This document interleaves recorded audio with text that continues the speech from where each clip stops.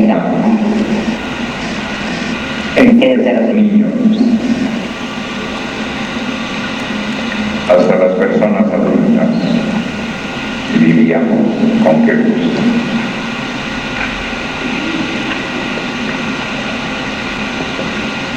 Volviendo a lo que es el momento iniciático,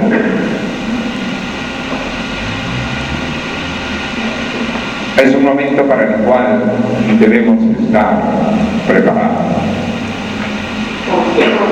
Para mí es muy grato saber que la presencia de mi sinfonía, dedicada por cierto al maestro, sobre todo en su primer movimiento, contribuye a dejar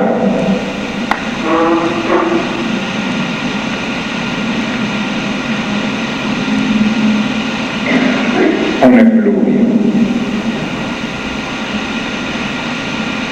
de armonías, de tal manera que al cuarto para las 8 vamos a comenzar a presentar el estreno que se hizo en la Sinfonía el domingo 14 de octubre en el Teatro Teresa Carreño de Caracas.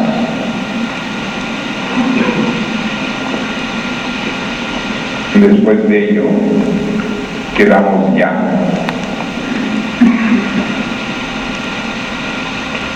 para la iniciación.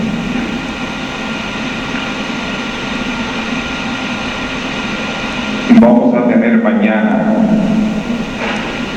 en la tarde un ensayo para no hacerlo en la madrugada del 18, porque yo quisiera que no estuvieran cansados en el día, sino que lleguen acá a las 7:30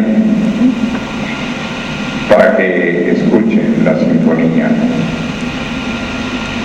y luego ya queden en unos minutos de espera para el acto del ceremonial.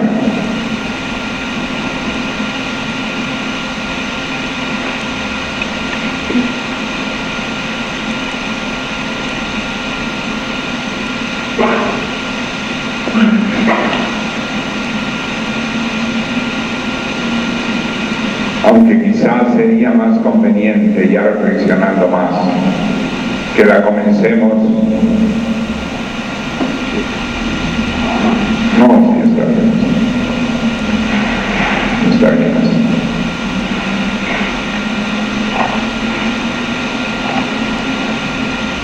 Por lo tanto, volviendo al ayuno, que es el tema alrededor del cual estamos girando, cuando tengamos un acontecimiento importante, estaremos nosotros en mejores condiciones mentales, receptivas,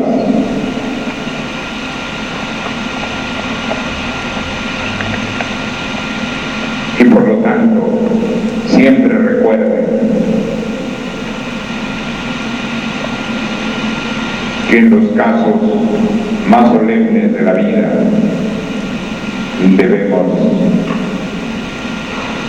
debemos tener una comida frugal. Así inclusive tendremos una mejor observación de lo que ocurre. Tendremos una mejor resistencia.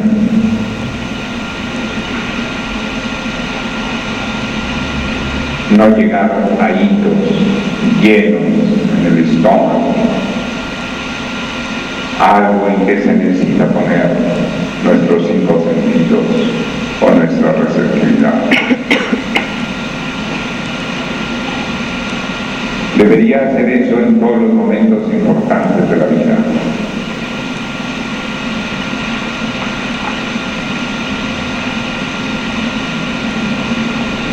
Ahora bien, como es un ayuno tan leve el que van ustedes a hacer, prácticamente van a ser hoy día frutas y mañana y pasado, como quien dice, una buena parte del día a jugos, o sea, un día y medio a jugos. No hay necesidad de que exista post-ayuno. Sin embargo, como una disciplina sensata, siempre cuando uno ayuna mucho tiempo, debe uno tener mucho cuidado para romper el ayuno, por ejemplo con manzanas sin cáscara, para impulsar la peristalsis intestinal, sin un objeto duro como la cáscara. Pero como acá se trata de un ayuno tan breve de día y medio, simplemente lo aconsejable es no comenzar con cosas indigestas, puesto que el estómago ha tenido un descanso. Yo diría, y creo que estarán de acuerdo conmigo todos los médicos, que no es lo conveniente romper un ayuno nunca con harina, porque en ese momento en que está tan receptivo el organismo, entonces llegan las harinas y producen zumos, producen tantas cosas las harinas, que yo no quisiera en este momento hablar mal de las harinas.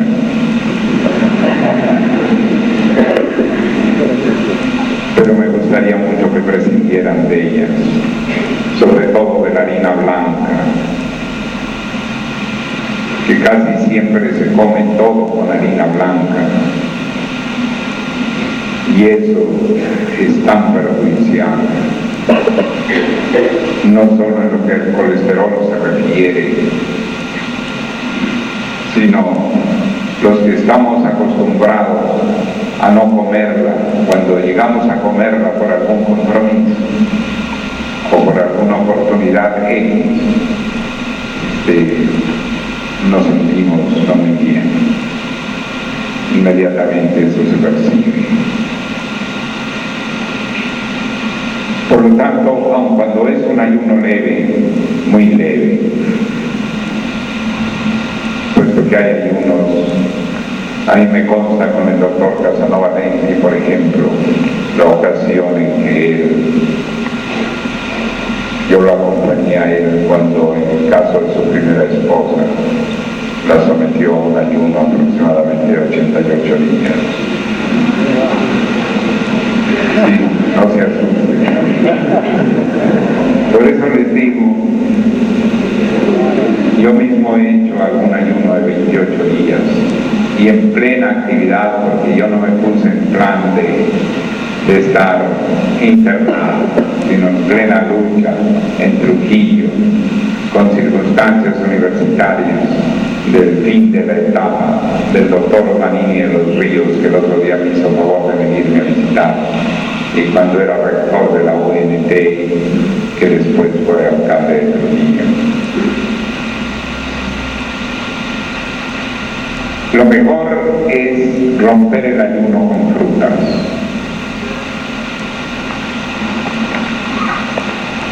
Y después, por supuesto, con verduras, con comida sana. Y simplemente les sugiero que traten de dejar las harinas varios días. No solamente me refiero a los gorditos,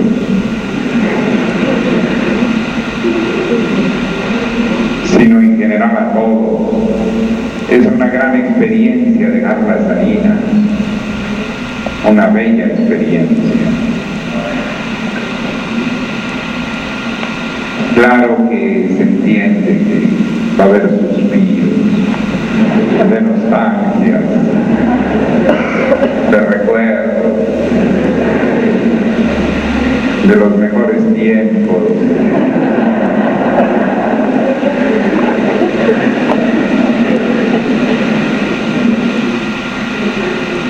Pero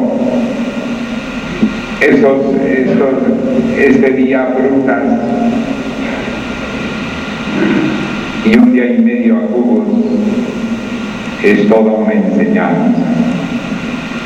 Tengan la seguridad de que muchas veces que tengan malestares del estómago, si ustedes vuelven a repetir lo mismo, se van a asombrar de cómo se alivian en los casos que naturalmente eso lo permita. De esta manera que mírenlo al contrario como una lección de salud, como una lección de vida. Yo no digo que si les traen algún regalo de harinas, de dulces, de cosas muy sabrosas, no lo reciban. Claro, recíbanlo, pero dénselo a otra persona.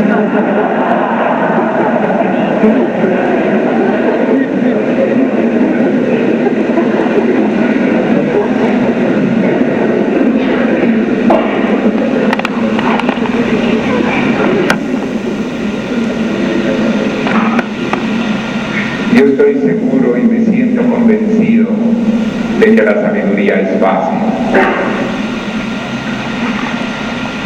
pero dura de escapar. Es tan fácil dejar de comer harina.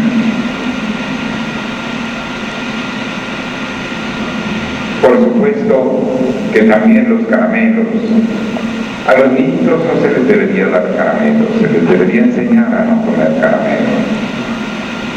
Tienen tantas sustancias químicas, los inconvenientes de la manufactura tan industrial,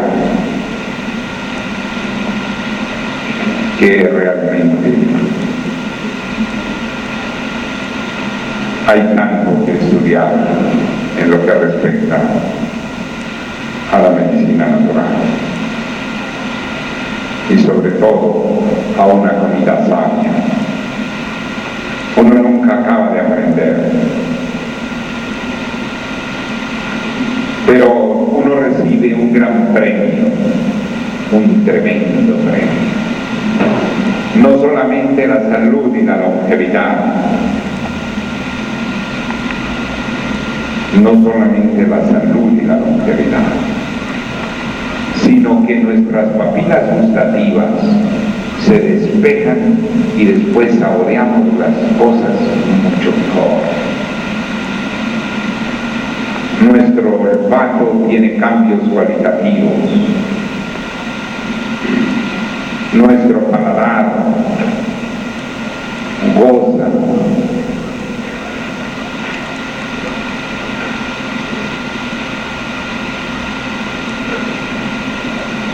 En mi peregrinaje de diagnósticos, les va a extrañar ese término, yo creo que probablemente no es muy acostumbrado.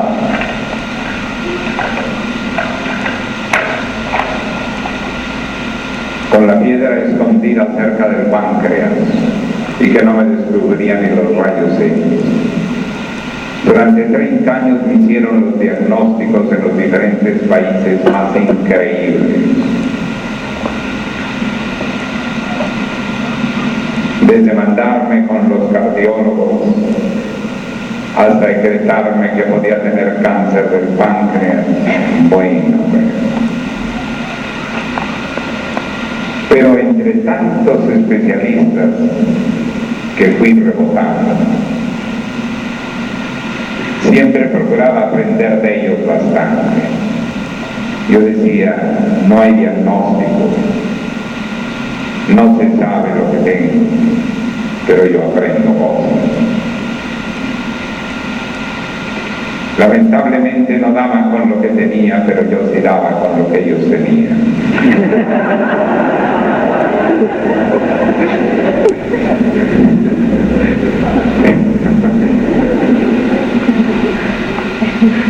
Afortunadamente localizaron la piedra en 1988 y a partir de entonces estoy amaneciendo una salud que nunca tuve. Pero aprendí mucho de ellos, de los cardiólogos, que no era conveniente el uso de la sal, según Demetrio Sodi Pallares, y todos los cardiólogos le dan una gran importancia al cambio metabólico para evitar los infartos. Por supuesto que yo no trato de que ustedes no coman sal, por supuesto. Además daríamos una imagen quizás muy fanática si nosotros estableciéramos eso. Pero yo pienso que el hombre sabio algún día deja la sal.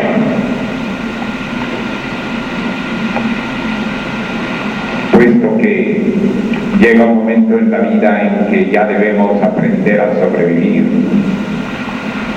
a facilitarle a nuestro corazón y a nuestros factores cardiológicos. Y entonces hay tantas cosas que uno va aprendiendo. Pero esto nada más se los anoto para la agenda de la vida. Yo por mi parte, nadie me ha prohibido la sal.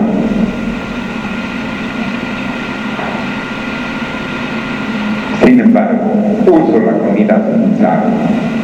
Pero cuando voy a una visita, a una parte donde me invitan, yo acepto la comida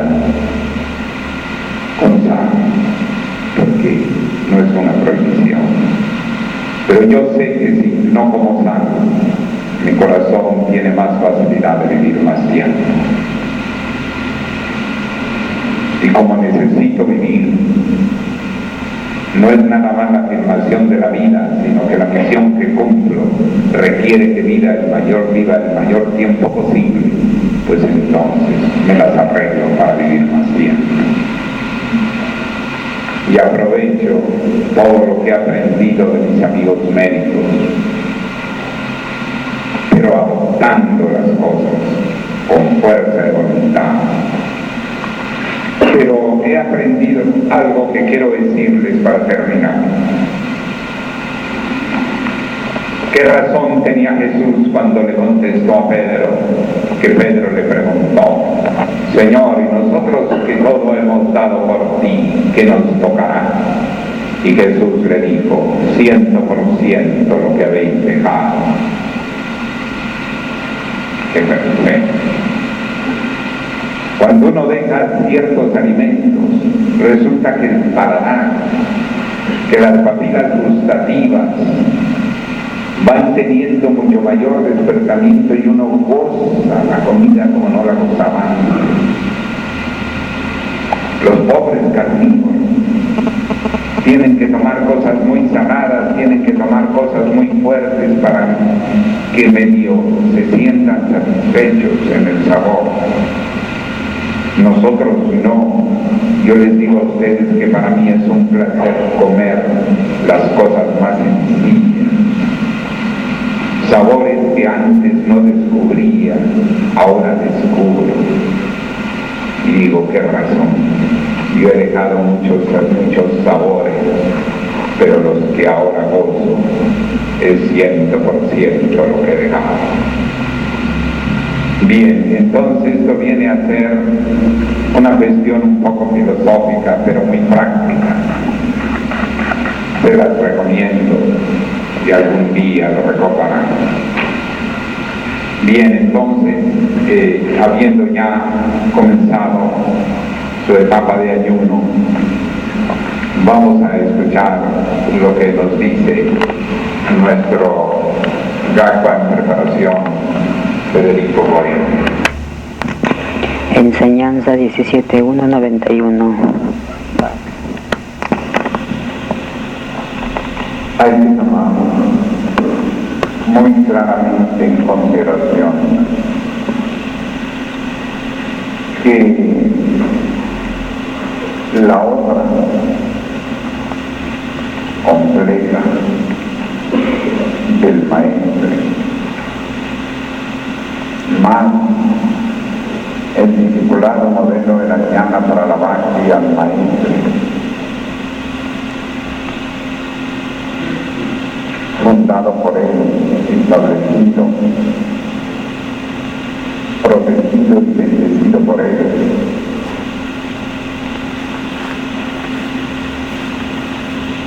Más el encargo de la vida y por lo tanto de la documentación científica y de ese aspecto tan crítico de la batalla de la nueva era, está todo contemplado en nuestro éxodo,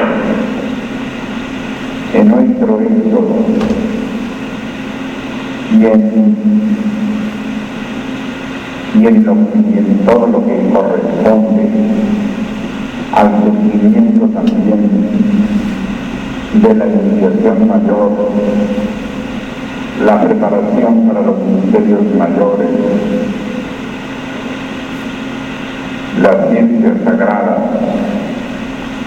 contempladas por el Supremo Maestre para la gran línea vertical de la cruz. Probablemente la dimensión gigantesca de la obra del Maestre para la preparación de la nueva edad ha requerido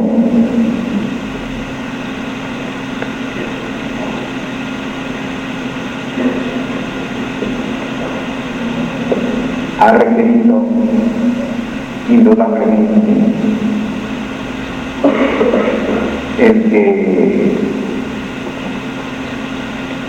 la dimensión de la Fundación Orden de la cual en toda su solidez haya requerido una personalidad política para que pueda tener su vigencia la orden. Propiamente nos abocaremos, y de ahí que es importante el sentido de responsabilidad de todos los hermanos, sobre todo porque depende en gran parte de todos los hermanos de esta generación 90 y 91 en que se establece toda esta dimensión que no había sido establecida por la niña representante de la cruz, sino que en gran parte había sido unida y hasta eliminada.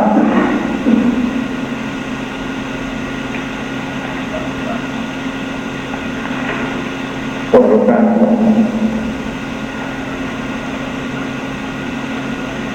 nosotros debemos tomar en cuenta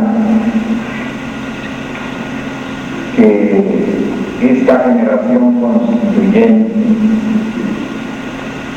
del 90 y del 91 requiere actuar de una manera que represente verdaderamente un esfuerzo de cada uno de nosotros en el crecimiento de su ser, en el crecimiento de su trascendencia y también en superar algunas limitaciones individuales.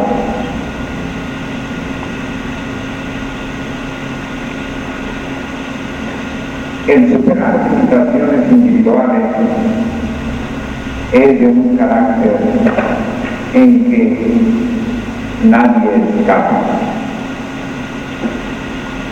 porque el proceso de la evolución iniciática va requiriendo junto con la obra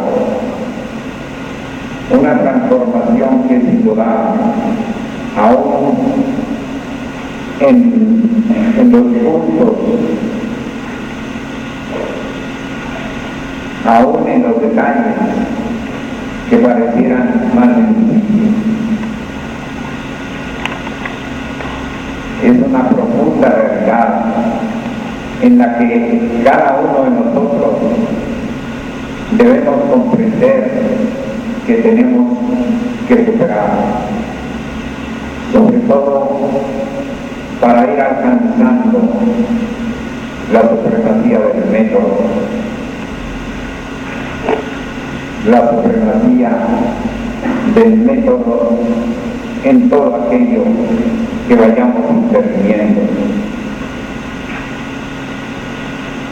Cada uno de nosotros tiene determinadas cualidades, destreza. Cada uno de nosotros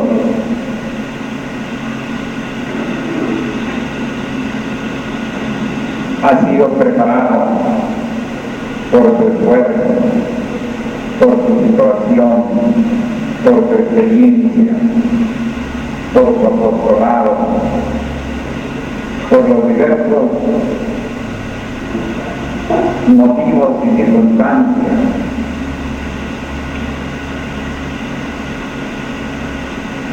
Pero toda esa preparación, toda esa circunstancia individual debe ir adquiriendo mayor trascendentalidad, y esa mayor trascendentalidad originar un desenvolvimiento de la individualidad. La individualidad no consiste solamente en tener mayor madurez, mayor claridad de la misión a cumplir por cada quien, sino también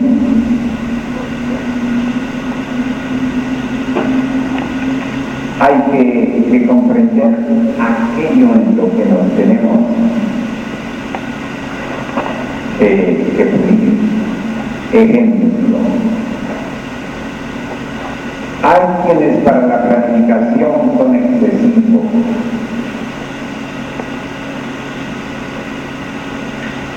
pero también hay quienes no planifican,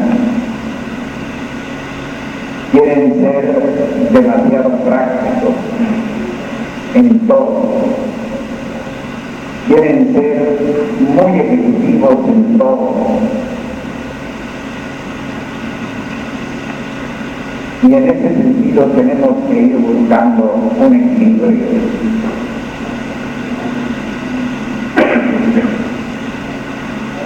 Hay quienes tienen tendencia a pensar demasiado en la festividad y en la recreación, pero hay quienes, por el contrario, son demasiado rígidos, demasiado serios, demasiado llevados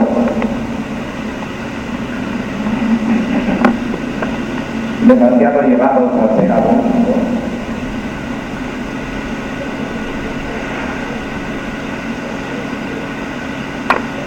Hay quienes son demasiado impulsivos, pero hay quienes son demasiado faltos de impulso. Tenemos que tomar en consideración que el saber implica también saber ser.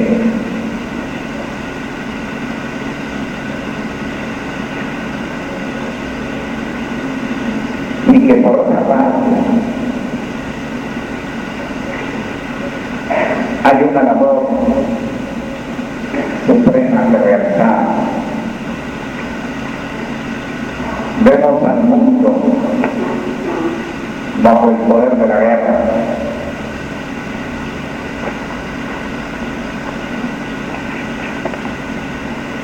Nosotros estamos, por la gracia de Dios, en situaciones lejanas. No tenemos que ser protagonistas de esos hechos. Pero también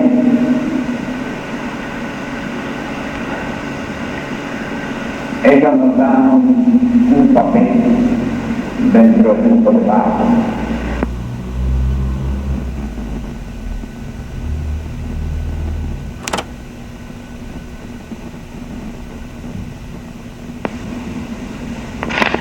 No solamente una altura del alma, sino también una solidez de nuestro ser.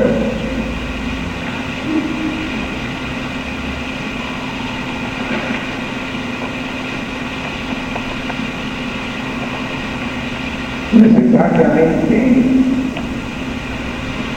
en el campo iniciático tenemos que encontrar ciertos obstáculos. Son los obstáculos representativos muchas veces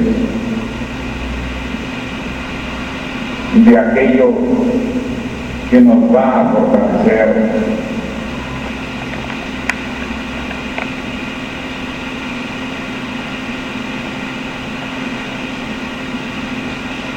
Nosotros, al prepararnos a recibir una iniciación, debemos sentirnos no solamente receptivos,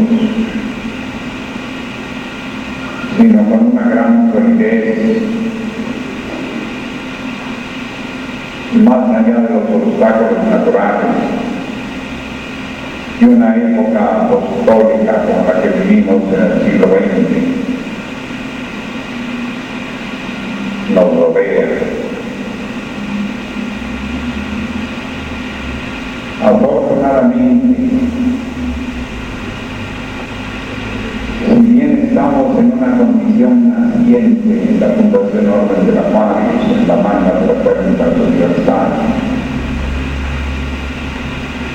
en cambio, heredamos una herencia de muchos siglos, una herencia de milenios. Heredamos el acopio de la cultura y el acopio de la gran tradición. Y entramos a una era en que la palabra saber es la palabra de la era,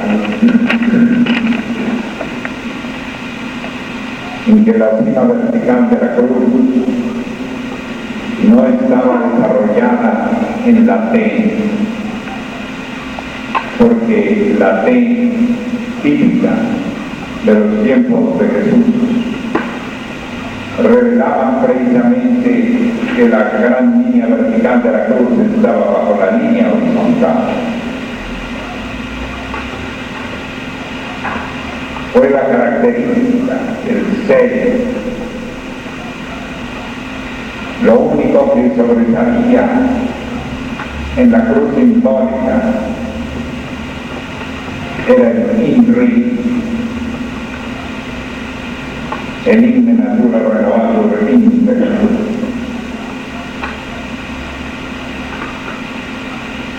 Era lo único que sabía de sobresalía. Pero la T representaba la línea vertical bajo la línea horizontal.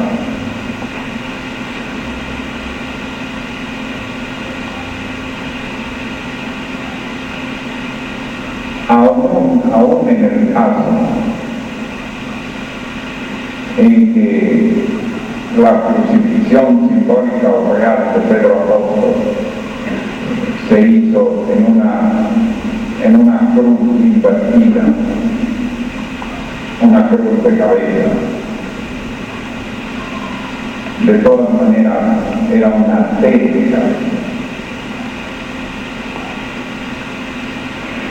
Y no había surgido la línea vertical, la gran línea vertical. A nosotros en realidad nos corresponde llevar a efecto de hecho que en la gran línea vertical de la cruz tenga su sentido, ya que la línea horizontal y aún el saber, aún el osar de la cruz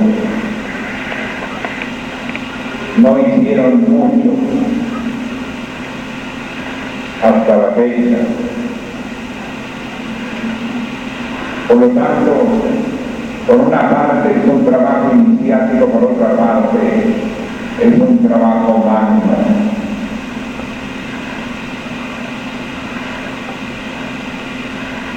De obras magnas, incluyendo la actividad en la ciencia, el arte, la filosofía, la didáctica, el humanismo.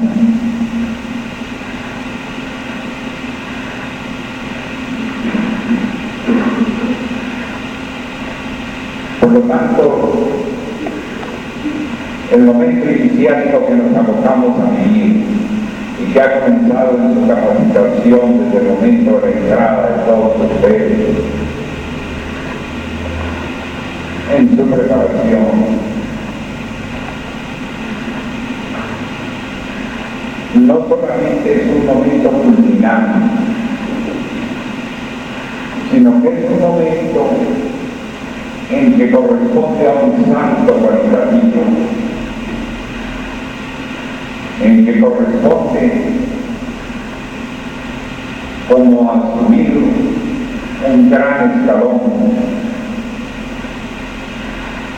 en la escala no solamente evolutiva, sino operativa.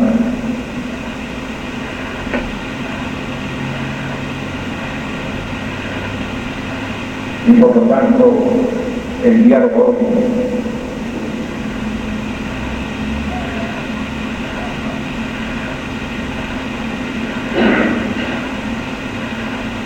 podríamos decir que es la víspera de entrar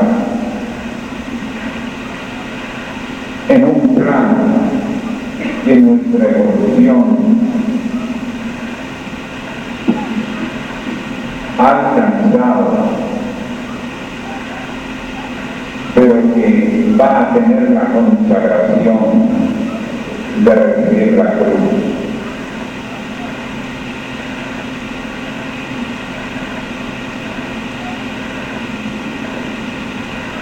La cruz debe conservarse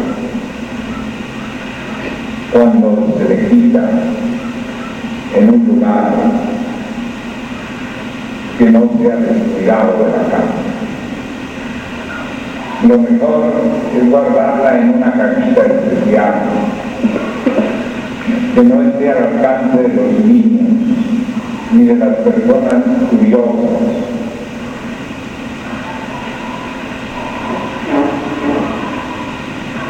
Ha habido la recomendación de que la cruz no se toque. Sin embargo, esto ha sido quizás un punto un poco sagrado, porque en Australia, por ejemplo, una hermanita a quien encomendé que fuera a hacer algunas investigaciones y abrir investigaciones de lo que estamos ahora escribiendo sobre Australia, sobre esta etapa de transición del maestre, de la misión pública a su retiro argentino. Ella no quiso, cuando fue a entrevistar a alguien que había conocido a su primer maestre, que le tocaran su cruz. La persona se extrañó porque precisamente había estado con el sublime maestre cuando era más pequeñita y el sublime maestre dejaba que ella estuviera comiendo su cruz libremente. De manera de que eso no quiere decir que nosotros estemos dejando la cruz al alcance de todo el mundo. Porque entre otras cosas la pueden maltratar, la pueden ensuciar.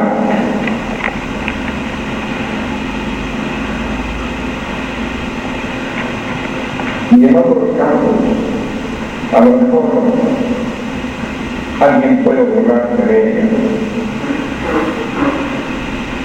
Y sencillamente es como un patrimonio espiritual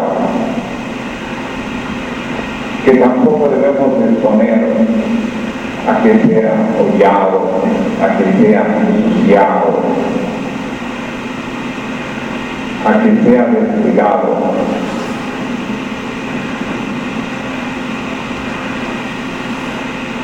Muchas veces los hermanos se han descuidado y pierden su cruz por un descuido o por un hecho infortunado. La cruz no se debe reponer así nada más. Una reposición de la cruz debe ser hecha por el propio querubano. Y en cierto modo, para quien tenga que reponer su cruz, deberá estar por lo menos unos días en preparación iniciática, porque eso le será ventajoso y además le será un motivo para que en cierto modo esa señal de perder la cruz pueda significar que hay algo que recuperar en él de él mismo. Porque deberíamos nosotros ser la cruz viviente.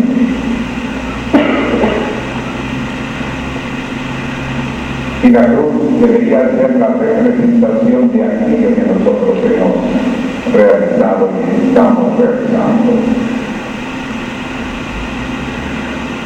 Viene a ser en cierto modo un emblema de nuestro propio ser en lo que corresponde a nuestras aspiraciones más plenas. Por lo tanto, tienen valor inestimable. Gracias al cuidado del pronto reverendo Ganso a Federico Boini, tenemos una cruz muy hermosa y muy diferente a lo que han sido las cruces de la humanidad, porque en lugar de estar en bajo relieve, está en alto relieve. Eso no solamente le da una gran belleza, sino un especial significado, un significado de mayor trascendentalidad. En bajo relieve, como estaba antes, es como si se quedara dentro de la persona nada más. Y al ser de alto relieve, llega a tener un sentido tan diferente. La propia cruz del maestro, una cruz en alto relieve.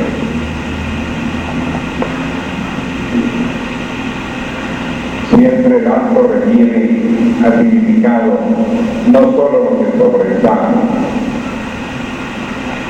sino lo que se expanda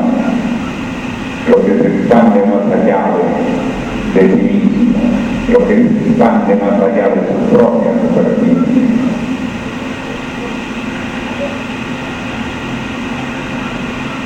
Con respecto al cordón, es indispensable que inmediatamente ustedes busquen refuerzos.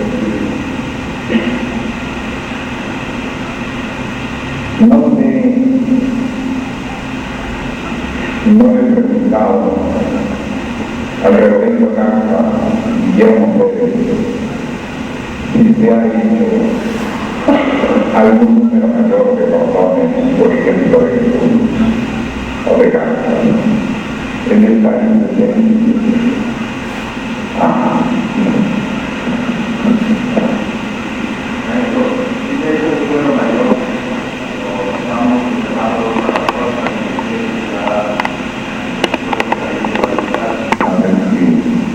entonces hay un peligro de que me vaya yo sin los cordones, porque a lo mejor tengo que salir una semana después. Así que mejor la primera idea me parece mejor, que precisamente aprendan algunas hermanas cómo se hace la ciudad o hermano, porque no, el hombre no está pegado de saber hacer un cordón. El hermano Juan Villa, con respecto al cordón, una de las cosas más desagradables es ver un cordón sucio.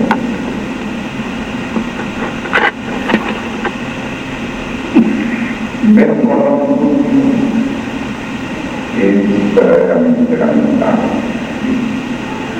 Yo recuerdo que en la línea horizontal una cosa que después decía a reclamar, o no reclamar, porque en aquellos días no reclamaba.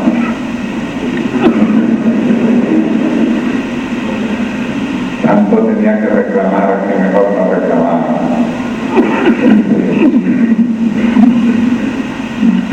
Pero es de que muchos querían conservar el cordón original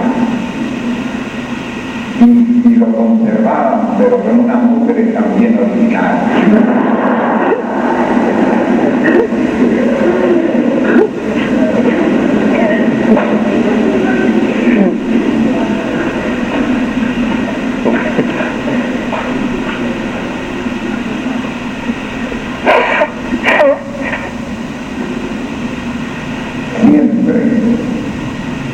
Como un acto muy especial, que no tenemos que hacerlo en público. Quizás muy íntimamente nada más, pero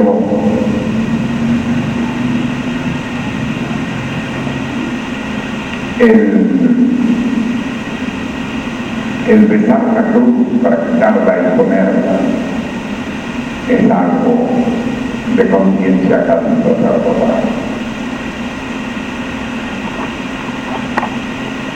No es que se obligue a nadie a eso,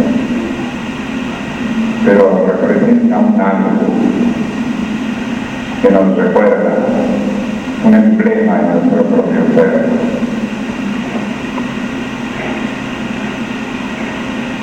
Y muchos lo acostumbramos.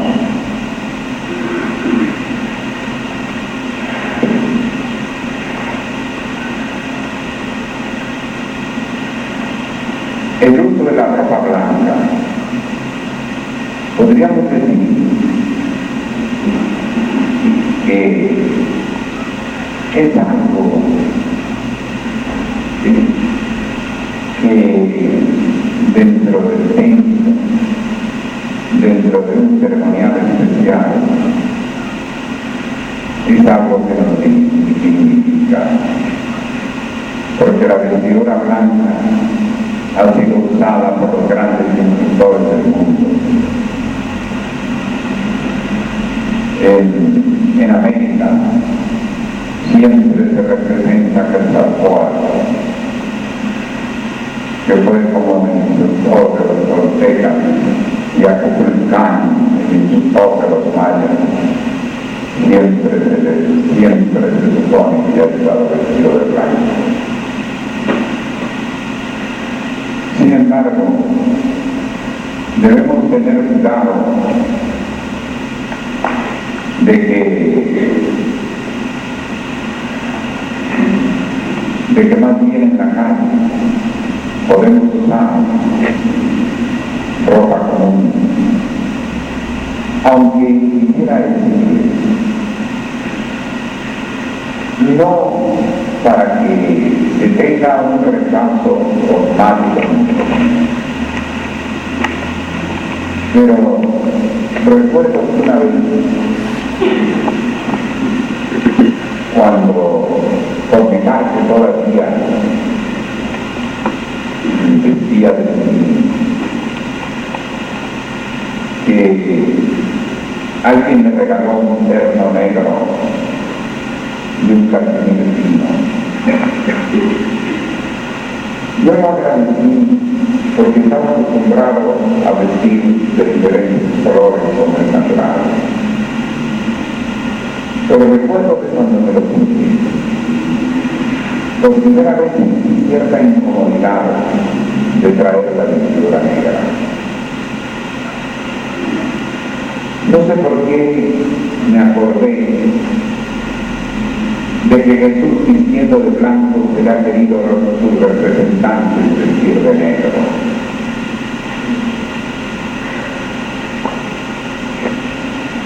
Pensé en el contraste del descuido de ciertos significados y yo comprendo que no fue por ningún fanatismo mucho menos, sino sencillamente porque me quedó incómodo la ropa negra. Además de que es tan caliente el recibo los rayos del sol, que inclusive no es recomendable para cierto tipo de enfermos cardíacos. Yo he visto a más de un cardiólogo que le diga a sus pacientes que inclusive en el grupo negro. Es decir, yo recuerdo que después, en alguna carta, años después,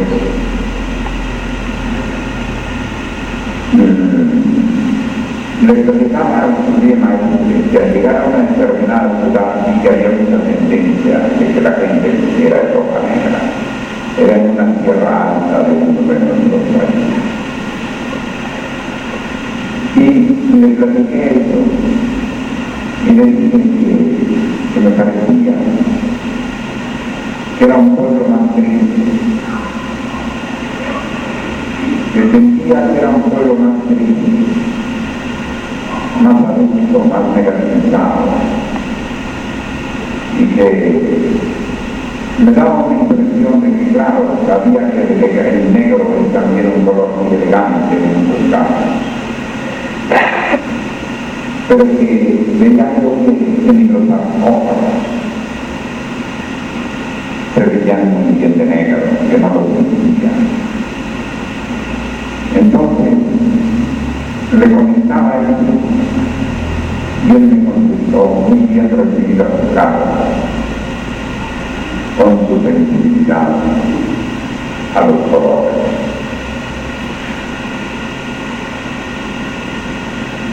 De tal manera que, desde luego,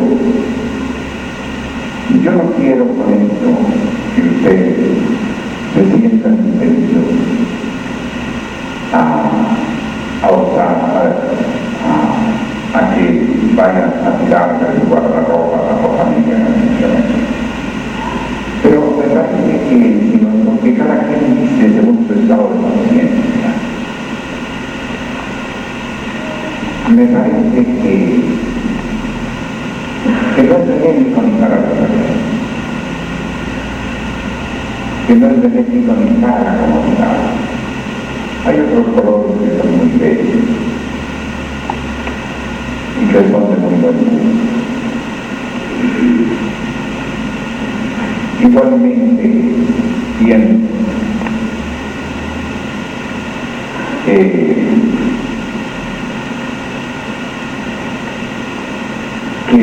el negro, el color negro, viene a ser la negación de todos los colores. Y en cierto modo, una facilidad del color pasivo por excelencia. Mientras que el blanco es la síntesis de todos los colores. Claro que hay determinadas ciudades en que casi todo el mundo viste de blanco, sobre todo en los lugares muy calientes de las costas. Y hay lugares donde realmente la vestidura blanca no da ninguna atención.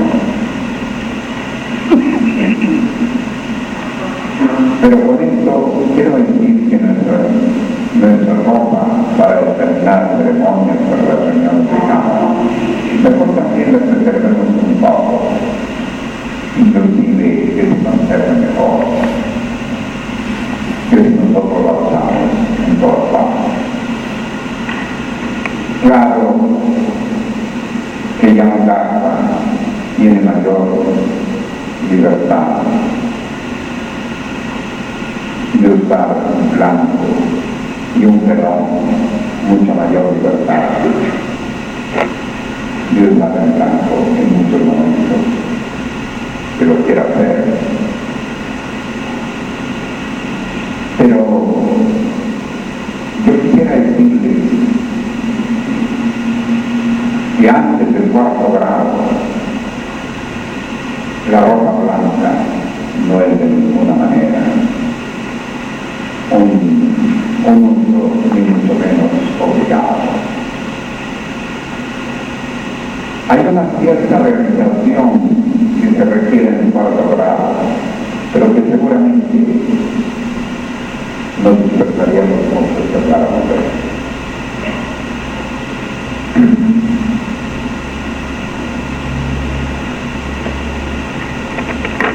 Con respecto al cabello y a la presentación de las damas, de los hermanos, se entiende que por el contrario debemos tener una pulcritud. Yo no soy partidario de las cabezas de plumero, porque me parece que inclusive no aporta ningún liderazgo. Hay quienes, claro, tienen un cabello muy rebelde.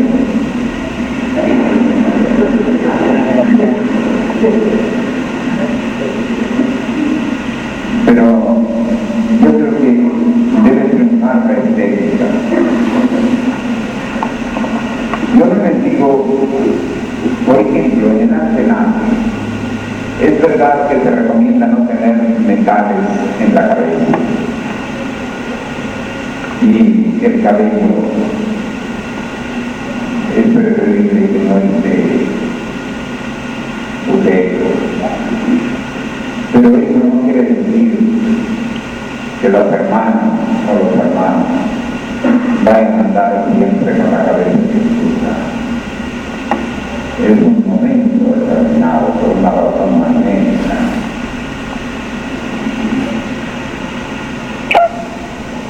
Igualmente, en la presentación, inclusive maestra indicaba que las hermanas de la escuela inicial, es decir, del colegio inicial, deberían arreglar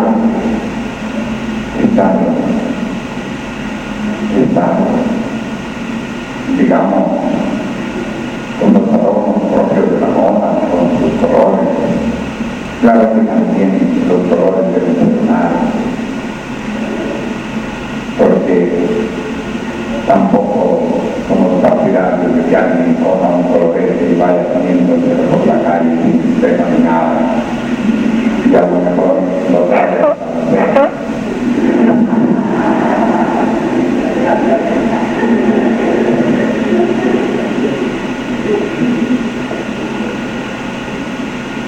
Y entonces tampoco hay que cuidar cierta representatividad.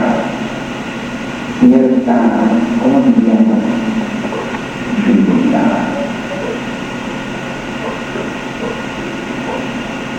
Pertenecemos a algo donde hay ciencia, arte, filosofía, pintar.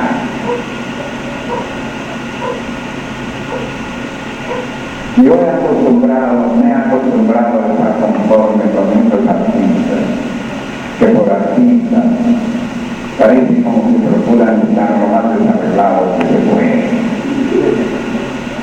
Y entonces me pongo a pensar, ¿por qué ese representante del arte en su ropa es un representante de la total falta de arte? Pero así sucede en nuestro mundo.